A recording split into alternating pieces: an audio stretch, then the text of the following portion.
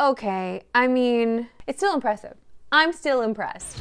This is Sportscentre. Hey, I'm Marissa Roberto, and after the Lakers and Nuggets gave us a dramatic Game 1 in the Western Conference Final last night, the East gets going tonight with the Heat and Celtics. And when looking at the series, we gotta look at the recent history, because these two teams have met twice in the playoffs in the last 3 years, with Boston barely surviving in 7 in last year's Eastern Conference Finals, and in the bubble in 2020, Miami beat Boston in 6 for the right to go to the finals. Let's focus on the 2022 series, though, and the two stars in it, because Jimmy Butler and Jason Tatum both put on a show for 7 games. But when looking at the matchup data, it seems like Tatum was the best option at defending Butler, as Jimmy shot just 41.2% from the field when directly matched up with Tatum, also turning it over 4 times. But when it was Jaylen Brown or last year's decoy Marcus Smart, Jimmy ate whenever he was in those matchups. So will we see more Tatum on Jimmy in this series? Now when looking at the odds, the fine people at FanDuel don't think this will be as close of a matchup as we do, as Boston are 8-point favorites tonight, and looking at the overall series odds, the Celtics are massive favorites.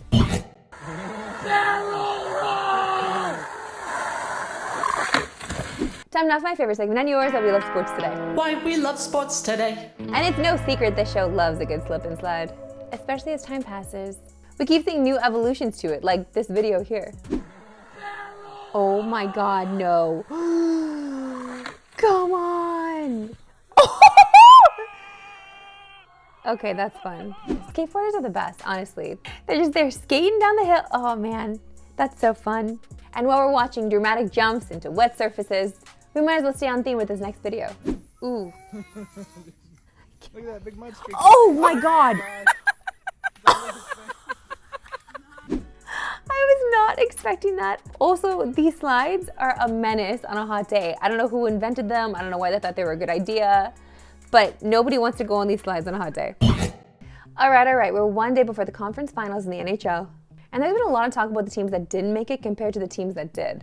So for a big picture puck today, let's do a deep dive on this fact. Not one player with an AAV of $10.1 million or more made the Final Four. So as you can see, 4 of the top 10 players are made up by Leafs and Oilers, which is why this has been such a hot topic when it comes to team building. An arbitrary number of $10 million though is not fair, because if you drop it to 8, which is just $2 million less, you get 11 players in the Final Four teams.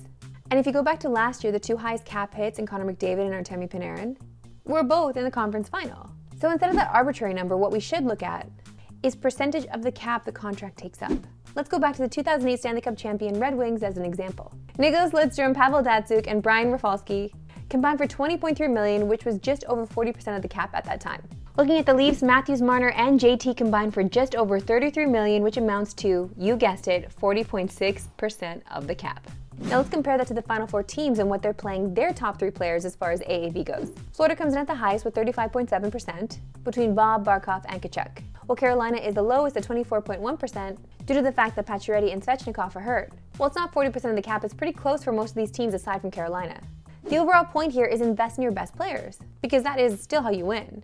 And a point that further illustrates that is that every year since 2000, minus the COVID season in 2021, only 5 teams have won the Cup without a player that averaged a point per game during the season. This season, the Panthers and Stars both met that criteria, while the Canes and Golden Knights didn't, but barely. The F1 Emilia-Romagna Grand Prix has been canceled this weekend due to flooding in the region. F1 released a statement saying, the decision was made for safety reasons and to avoid extra stress on emergency services in the region. At least 5 people have died in the flooding so far, with another 5,000 being evacuated. Tim Rainey joins us now, and Tim, walk us through the decision F1 made to cancel this race. Well, Marissa, there had been a lot of rainstorms in the area for quite a while, and what ended up happening is the rivers and dams, well, they ended up bursting and flooding quite a bit of the region, forcing a lot of folks from their homes. On Tuesday, F1 personnel were told to evacuate the racetrack, so those personnel were there setting up the garages, setting up the team hospitality areas, and they were told not to come back to the track on Wednesday until further notified.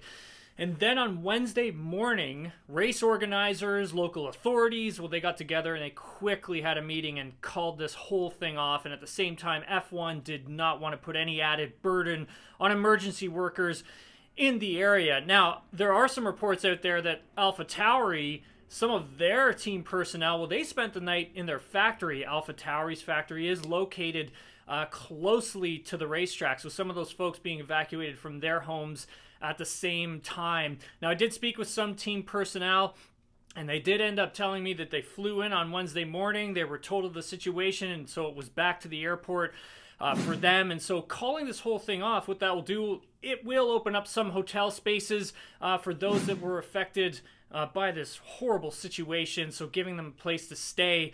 Now, at this moment, I think it's highly unlikely that this race is rescheduled.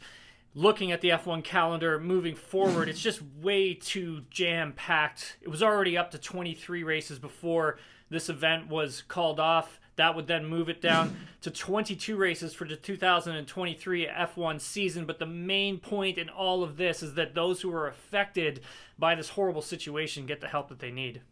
Tim, thank you so much for joining us. Thanks very much for having me, Marissa.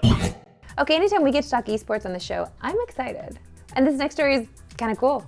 As a Call of Duty esports team, Toronto Ultra recently had each team member's fingers insured for up to $1 million per player by Bell.